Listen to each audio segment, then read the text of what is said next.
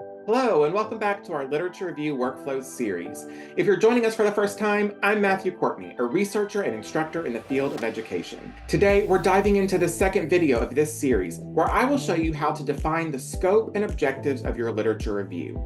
This step is crucial as it sets the direction for all the research that follows. Let's start by discussing why setting a clear scope and objective is so important in the first place. Think of this process as mapping out a journey before you start. It helps to ensure that you're not wandering aimlessly through a sea of information. By defining what you aim to discover, you can focus your research efforts and make your literature review more targeted and effective. One of the most common pitfalls that I see in the literature review process is what's known as question drift. It's a surprisingly easy and frustrating trap to fall into. As you delve deeper into your research, you might find yourself tempted by intriguing yet unrelated papers, leading you down countless rabbit holes.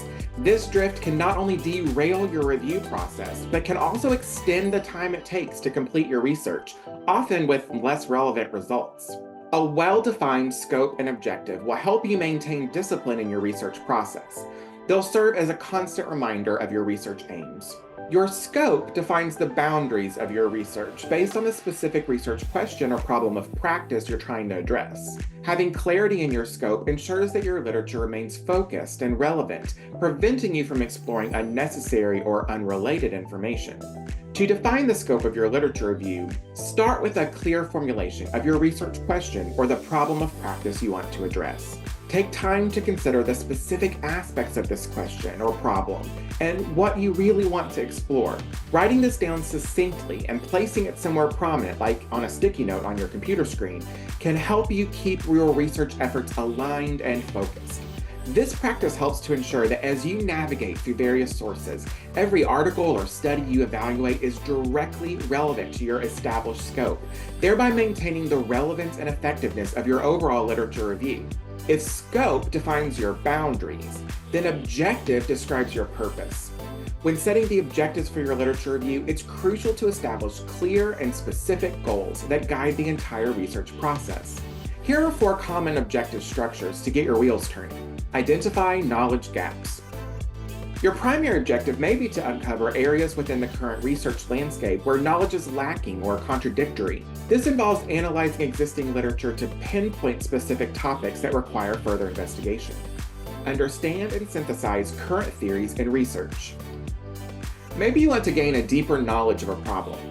This objective aims to thoroughly understand and integrate the current theories and research findings related to your topic.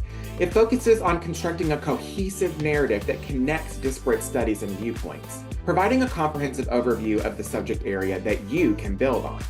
Establish a basis for further research. It could be that you're looking to justify your own research project. If so, your review should aim to lay the groundwork for future studies. This involves not only identifying gaps, but also suggesting potential research directions that can address these deficiencies. The objective here is to inspire new inquiries and approaches that build on the foundation you've set through your own analysis. Enhance methodological insight. Another key objective framework is to evaluate and critique the methodologies used in existing research. This assessment helps to improve the robustness of research methods in the field and can guide your own research practice when you're not really sure what you need to do to investigate a phenomenon. Spend some time considering why you are writing a literature review and what you hope to accomplish. It may be that you're using a combination of these objectives, and that's okay too. The key here is to head into your review process with a clear understanding of what you need to achieve.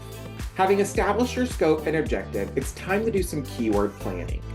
Keyword planning is an essential step in conducting a literature review, and it needs a strategic approach to be effective. It's a transitional step that you'll need to complete before you move on to the next phase in the process. Take your scope and objective to the next level by brainstorming a range of potential keywords. This includes considering synonyms, related terms, and different variations on terminology that might be used within your academic field. It's crucial to think broadly during this phase and to encompass all the various ways that researchers might discuss these topics. This includes specific jargon or even terminology that may be out of date. For example, today, many of us use the term emergent bilingual to refer to students who are learning English as a second language. This phrase is relatively new to the scene, so you won't find a lot of historical research if it's the only search term that you're using. Consider using additional terms like English learner, English language learner, limited English proficiency, as well as adjacent terms like multilingual learner. Start a list and keep a detailed record of all the keywords and search strings that you come up with. This documentation is not only useful for tracking your progress, but it's also essential for anyone who might wish to replicate your search in the future. By planning your keywords ahead of time, you set a strong foundation for a thorough and efficient literature review.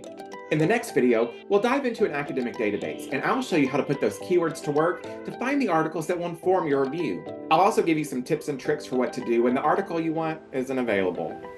See you there.